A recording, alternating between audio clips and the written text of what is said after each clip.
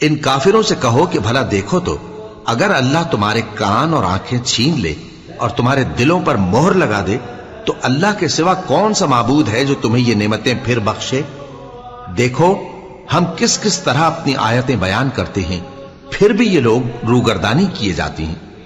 کہو کہ بھلا بتاؤ تو اگر تم پر اللہ کا عذاب بے خبری میں یا خبر آنے کے بعد آئے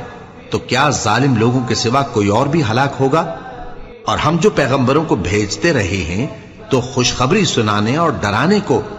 پھر جو شخص ایمان لائے اور نیکوکار ہو جائے تو ایسے لوگوں کو نہ کچھ خوف ہوگا اور نہ وہ غمگین ہوں گے، اور جنہوں نے ہماری آیتوں کو جھٹلایا ان کی نافرمانیوں کے سبب انہیں عذاب پہنچے گا۔